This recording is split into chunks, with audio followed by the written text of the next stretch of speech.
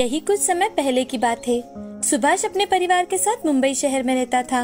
सुभाष का एक दोस्त माधव सुभाष के पड़ोस में ही रहता था, जो बहुत ही स्वार्थ बुद्धि और विचलित मन का इंसान था, जो पैसे से अमीर था। और यहाँ सुभाष बड़ा ही ईमानदार और अपने रास्ते पर चलने वाला इंसान था, जो अपनी पत्नी के साथ मिलकर गर्मी के दिनों में गन्ने जूस की गाड़ी लगाता था। शहर के पास ही उसकी खेती थी, जहाँ से वो गन्ने लाता और एकदम बढ़िया सा जूस निकाल कर बेचता था। उसके गाड़ी पर हर साल कई सारे लोग जूस पीने आते थे। इस साल गर्मी कुछ ज्यादा ही थी, तो सुभाष ने गर्मी शुरू होते ही अपने गन्ने जूस की गाड़ी शुरू कर दी। एक दिन माधव घूमते घूमते सुभाष के जूस सेंटर पर पहुंचता है, जहां पर कई सारे लोग जूस पी रहे थे। तो उन्हें देख माधव मन ही मन, अरे यहाँ पर तो लोगों की अच्छी खासी भीड़ है। ये सुभाष तो बहुत सारा पैसा कमाता होगा। इसे तो रहने की जरा भी ढंग नहीं है। फिर भी यहाँ पर लोगों की कितनी भीड़ है। अगर मैं इसके सामने अपने गन्ने की जूस की गाड़ी लगवा दूं तो मैं भी बहुत सारा पैसा कमा पाऊंगा। ऐसा मन में सोचकर माधव वहाँ से चला जाता है। अब दूसरे ही दिन माधव सुभाष के जूस सेंटर के सामने ही अपना जूस सेंटर खोल देता है और वहाँ पर बच्चों के खेलने के लिए खरगोश, फिश टैंक ऐसी चीजें रख देता है, जिस कारण बच्चे उसके जूस सेंटर की ओर आकर्षित हो। शुरू में माधव ने भी लोगों को बहुत ही बढ़िया जूस निकाल कर पिलाया और इसी कारण सुभाष का जूस सेंटर अचानक से कम पड़ने लगा। शालिनी, ये माधव है ना, जो हमारे सामने वाली बिल्डिंग में रहता है। इसी के कारण हमारा जूस सेंटर बंद पड़ने की राह पर है, ऐसा ही लग रहा है अब। आप ऐसा बिल्कुल मत सोचिए। देखिए हम क्या करेंगे, हम गन्ने के जूस के साथ साथ संतरा और मौसम्बी का भी जूस निकालेंगे और उसे बेचेंगे, ताकि हमारा काम फिर से शुरू हो जाए। शालिनी, ये काम करते करते हमें 5 साल हो चुके हैं और अब अचानक से माधव के कारण। हर कोई अपनी सोच रखता है। अगर हम हमारा काम अच्छे से करते रहे तो भगवान हमारी जरूर मदद करेंगे। आप यूँ मायूस न होना। अब कुछ दिन ऐसे ही बीत जाते हैं। लोग माधव के जूस सेंटर पर जाकर बड़े ही चाव से गन्ने का जूस पीते और अपने बच्चों को मजे से खरगोश और फिश दिखाते। धीरे धीरे माधव की अच्छी खासी कमाई होने लगी। तो इसे देख माधव मन ही मन, अरे वाह, अब तो मेरा जूस सेंटर चलने नहीं दौड़ने लगा है। मुझे तो बढ़िया मुनाफा होने लगा है अब। और देखो तो वो सुभाष का चेहरा तो देखो जरा, बिल्कुल देखने जैसा हो गया है।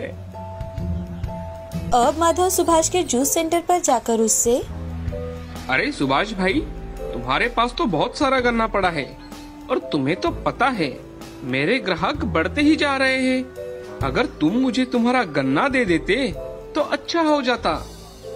सुनिए जी, मुझे लगता है कि गन्ना खराब होने से अच्छी बात है कि हम माधव भाई साहब की बात माने। अब सुभाष अपने सारे गन्ने माधव को कम पैसों में ही बेच देता है। तभी माधव वहाँ से हंसते हंसते चला जाता है। उसका लालच अब बहुत ज्यादा बढ़ने लगा था। उसे लगता था कि सभी के सभी लोग सिर्फ और सिर्फ ये शान और शौकत देखने आते हैं और इसी के सारे पैसे हैं। अब वो धीरे धीरे कर अपने जूस में बर्फ डालने लगा और जिसकी मात्रा दिन ब दिन बढ़ाने लगा और इसी कारण लोग निराश होने लगे। एक दिन एक आदमी माधव से, अरे जूस वाले भाई साहब, आजकल जूस में जूस कम और पानी ही ज्यादा होता है। अरे नहीं नहीं भाई साहब, हम तो आपके सामने ही जूस निकाल कर देते हैं। ये देखिए, इसमें तो सिर्फ जूस ही है। दिन बीत रहे थे। धीरे धीरे कर लोग माधव के यहाँ बैठते तो थे, लेकिन जूस की क्वालिटी खराब होने के कारण जूस पीने के लिए सुरेश के यहाँ जाते थे। तो ये देख माधव को बहुत गुस्सा आ जाता है। वो एक आदमी से, ए चलो निकलो यहाँ से। यहाँ सिर्फ मजे करने और गप्पे लड़ाने आते हो तुम, और जूस पीने वहाँ जाते हो। कोई जरूरत नहीं है मुझे तुम जैसे की। अरे भाई, अगर तुम अपनी क्वालिटी नहीं बदलते तो हम तो तुमसे ही जूस खरीद रहे थे ना। हाँ हाँ, खरगोश लाओ, उन्हें पालो, फिश टैंक में फिश को पालो, आप लोगों के लिए सेंटर सजाओ, काम पर लोगों को रखो और पैसे पैसे सिर्फ जूस के लो। कौन सा सही है ये? चलिए भाई निकलिए, राम राम आपको। माधव दिन ब दिन लोगों से बदतमीजी करने लगा था। माधव की इस बदतमीजी के कारण जो लोग भी उसके जूस सेंटर पर जाते, अब वो भी आना बंद हो चुके थे। वो पूरी तरह से बर्बाद हो चुका था, क्योंकि उसने अपना कई सारा पैसा इस जूस सेंटर में गवाया था। दूसरी ओर सुभाष का जूस सेंटर पहले से कई ज्यादा चलना शुरू हो गया था, क्योंकि उसने अपने जूस की क्वालिटी बिल्कुल भी नहीं बदली थी। और तो और अब उसने भी अपने जूस सेंटर को बच्चे और बूढ़े बड़ों के हिसाब से सजाया था। अब वो फिर से खुशी खुशी अपने परिवार के साथ रहने लगे। इस कहानी से हमें ये सीख मिलती है कि बुरी सोच वाले का हमेशा ही बुरा होता है। किशनपुर नाम के गांव में चंदू नाम का एक आवारा लड़का रहता था। हर दिन सुबह उठना और दिन भर गांव में घूमना, इधर उधर की बातें करना, यही उसका काम था। एक दिन की बात है। अरे क्या करूँ यार, माँ बाप शांति से घर में रहने नहीं देते और गांव के लोग अच्छे से पेश नहीं आते। अच्छे इंसान की तो कोई कदरच नहीं रे भगवान। अरे उठा ले रे बाबा, उठा ले। अरे मेरे को नहीं रे बाबा, इन पागल गांव वालों को उठा ले। अभी तक तो मेरी शादी भी नहीं हुई, मरूंगा तो शादी करके मरूंगा मैं। अरे क्या रे, सुबह सुबह मरने मारने की बातें कर रहा तू? आज का दिन कैसे निकालेंगे सोच। जेब में 1 रुपया नहीं अपने, कंगाले अपन। क्या करूं यार नंदू, ये माँ बाप 1 रुपया नहीं देते अपने को खर्चा करने के लिए। बाहर महंगाई कितनी बढ़ गई है पता है तेरे को? अब कैसे समझाए इनको? मरते वक्त क्या ऊपर लेके जाने वाले है क्या पैसा ये? अरे मेरे बाप को मैंने आज 10 रुपए मांगे तो मुझे 10 लातियां मार के बाहर भगा दिया उसने, और बोला बेटा कल से कुछ कमा कर ला, नहीं तो घर पर मत आना तू। क्या करूं, आज तो मेरा बाप मुझे घर में ही नहीं लेगा यार। ऐसा इतना भाव बढ़ गया क्या रे तेरे बाप का? आज हम कुछ ना कुछ नया धंधा चालू ही करते हैं और दिखा देते तेरे बाप को कि हम भी किसी से कम नहीं। अरे बातें तो ऐसी कर रहा तू जैसे जेब में 40-50 लाख लेके घूम रहा तू। जेब में फूटी कौड़ी नहीं तेरे और धंधा डालने की बातें कर रहा तू।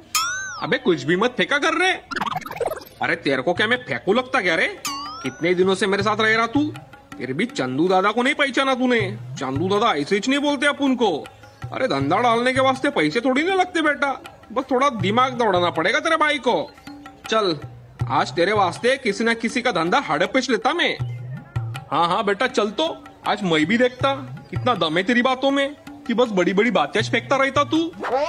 अबे चंदू दादा को क्या फेंकू समझ रहा क्या तू? बेटा चल, तो आज तुझे चंदू दादा की ताकत दिखाई देता हूँ मैं। दोनों धूप में चलते चलते गोलगप्पे के दुकान पर आते हैं और उसके पास खड़े रहकर, अरे मर गया रे, कितनी धूप है आज। इस सूरज को भी कोई काम धंधा नहीं क्या? फोकट में इतना पसीना छुड़ा रहा हमारा। अरे हाँ ना यार, देखना घर में माँ बाप शांति से रहने नहीं देते अपन को, और बाहर आकर ये सूरज पसीने छुड़ा रहा अपने सबको। क्या हम बेकारी दिखते क्या? तभी चंदू गोलगप्पे वाले को, ए हटा सावन की घटा, चल 2 लस्सी लगा चंदू दादा और उसके दोस्त को। देखो दिखता नहीं क्या रे, कितना पसीना आया है हमको। चल बेटा 2 लस्सी लगा मस्त एकदम मलाई मार के। क्या मजाक चल रहा क्या रे इधर? तुमको क्या ये लस्सी की गाड़ी दिख रही क्या? अंधे हो गए क्या तुम? पानीपुरी की गाड़ी नहीं दिखती क्या तुमको? या पानीपुरी मिलती, लेना है तो बोल। अबे चपड़ गंजू, तू किससे बात कर रहा, खबर भी है क्या तेरे को जरा? चंदू दादा है ये, चंदू दादा, और उनसे तू ऐसी ही बात कर रहा? तुझे यहाँ अपना ठेला लगाना है कि नहीं कल से बेटा? अरे रुक रे छोटू, इसको किसी न किसी दिन देख लेंगे अपन। पानीपुरी बेचता ना रे तू, चल पानीपुरी लगा फिर। अरे पानीपुरी किसको बोला रे तू? नमन नाम है मेरा, नमन। अरे हाँ हाँ चमन, चल पानीपुरी लगा जल्दी। अबे नमन बोला, नमन। तेरे को तेरा नाम पता है ना बे, तो हमसे क्यों पूछता है? और जरा इज्जत से बात करियो बेटा, नहीं तो अब्बी के अब्बी यहाँ से तेरा 1-2 का 4 कर दूंगा मैं। अच्छा साहब, कितने प्लेट पानीपुरी लगाऊं बताओ तो जरा। 25-25 प्लेट लगा दोनों के वास्ते। 25 प्लेट? क्या मजाक कर रहे हो साहब दोनों? इतनी पानीपुरी कोई खा भी सकता है क्या? हाँ अबे तू चंदू और नंदू को हल्के में मत ले बेटा, जितना बोला उतना ही काम करने का अपने का। बड़े घर के लड़के अपन, सब कुछ बड़ा लगता अपन को। अरे बातें तो बहुत बड़ी बड़ी कर रही दोनों, लगता है बड़े घर के लड़के हो। 15 साल से मैं भी धंधा कर रहा इधर, आज तक किसी ने 25 प्लेट पानीपुरी नहीं खाई। इनसे ना कुछ शर्त लगा लेता हूँ, आज फायदा ही फायदा होगा मेरा। अरे चंदू दादा, इतनी पानीपुरी तुम खाई नहीं सकते, शर्त लगा लो मेरे से। अरे इधर उधर की फालतू बातें मत करे तू। अगर 25-25 प्लेट खा लिया तो क्या देगा रे तू? क्या दूंगा? तुमने अगर 25-25 प्लेट खा लिया ना तो 1 महीने तक अपने धंधे का हर रोज आधा पैसा दूंगा तुमको मैं। ऊपर से तुमको हर रोज पानीपुरी फोकट दूंगा, फोकट, समझे क्या? और अगर नहीं खाया तो तुम्हें आज मुझे 25-25 हजार देने पड़ेंगे। बोलो मंजूर है क्या? कि सिर्फ बातें ही कर रहे हो तुम? अच्छा चल मंजूर है बेटा अपन को। अगर तेरी उतनी प्लेट खा ली ना तो हर रोज 500 की पत्ती निकालूंगा तेरे से। अरे हाँ ना, दूंगा ना, हर रोज 500 दूंगा। पहले खाकर तो दिखाओ तुम। अरे चल ना, बस करना, अब सिर्फ बातें करते जा रहा। चल पानी पूरी लगा जल्दी। अरे हाँ देता ना तेरे को मैं भी देखता आज कि कितना पानी पूरी खाते तुम तो बेटा। ये लो 2 प्लेट, और 2 प्लेट खाकर पतलून ढीली हो जाएगी तुम दोनों की। बातें कर रहे कब से। दोनों कुछ ही वक्त में पानी पूरी की प्लेट खाली कर देते हैं और गोलगप्पे वाले से, अरे चल जल्दी लगा, दिखता नहीं क्या तेरे को? इधर खत्म हो गया सब कुछ। चंदू दादा को वेट करना अच्छा नहीं लगता। हाँ बेटा।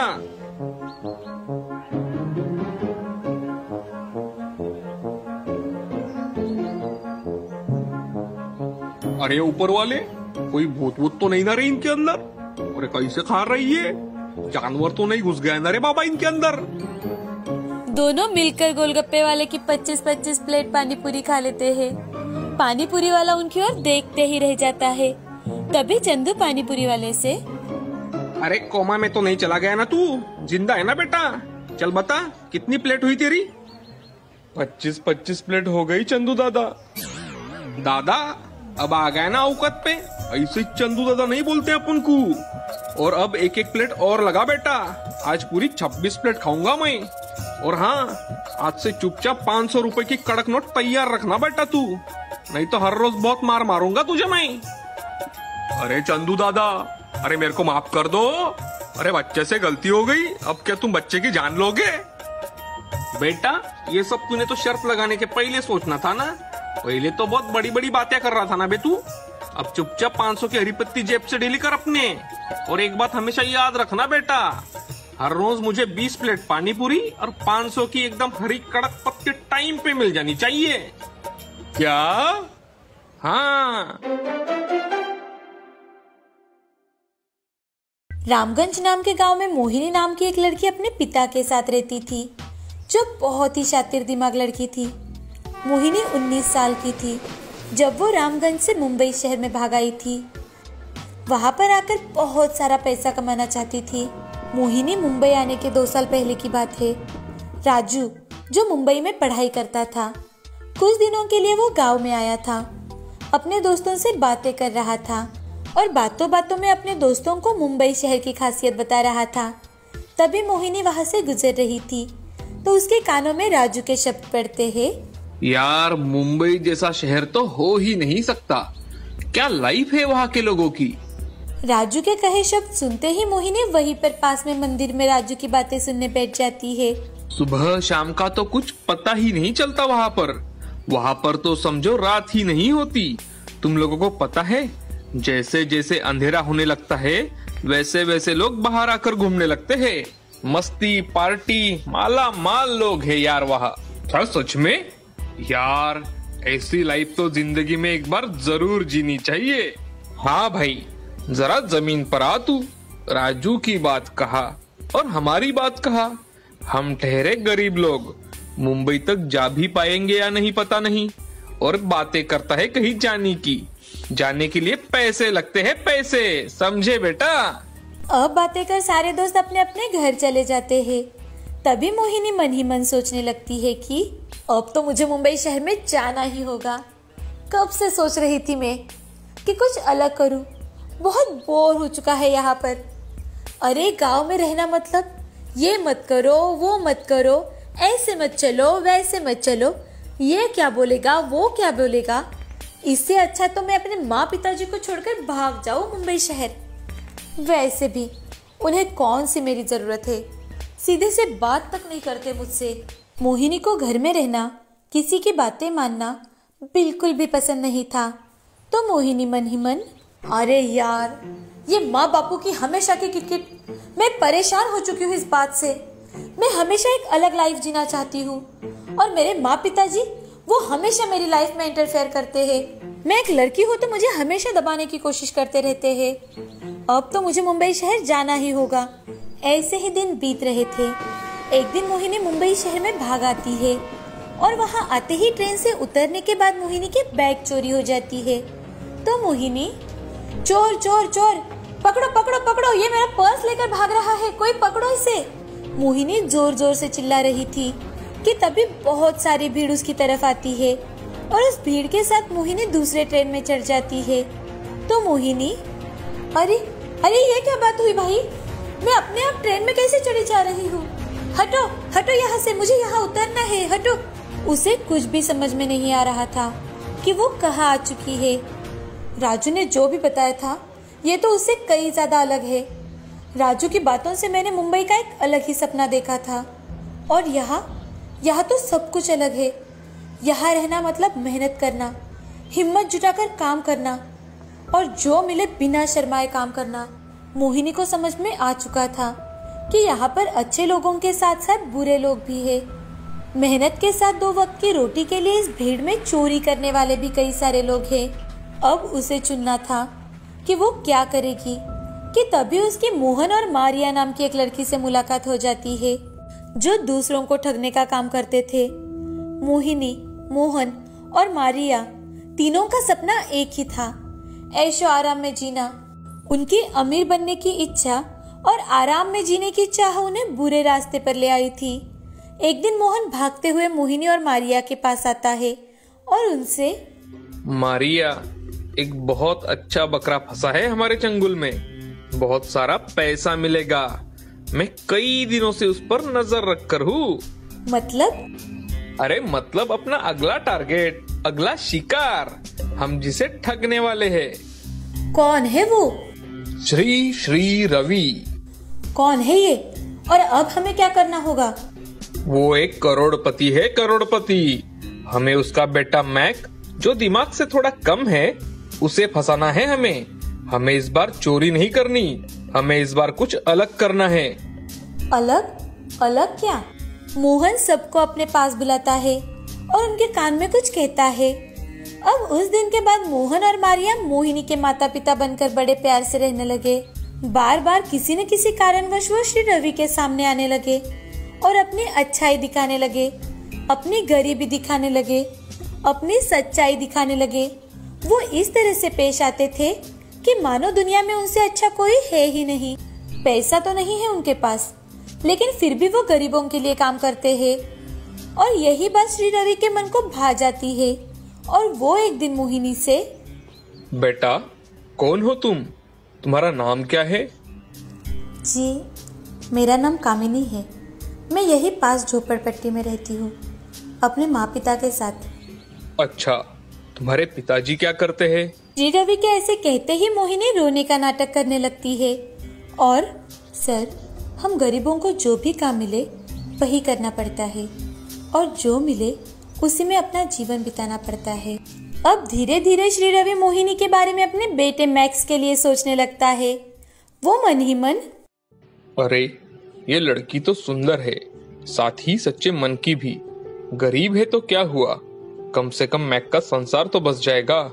वैसे भी मैक से कोई शादी नहीं करना चाहता। अब एक दिन श्री रवि मोहिनी के घर जाते हैं। उन्हें सामने देख मोहन और मारिया हड़बड़ा कर उठते हैं और हाथ जोड़ते हैं, कुछ बोलने की कोशिश करते हैं कि तभी श्री रवि मोहन से, नमस्ते, मेरा नाम श्री रवि है। मैं कई दिनों से आपकी बेटी कामिनी को देख रहा हूँ। मुझे कामिनी बहुत पसंद है। क्या मेरे बेटे मैक के लिए मैं कामिनी का रिश्ता लेकर आया हूँ।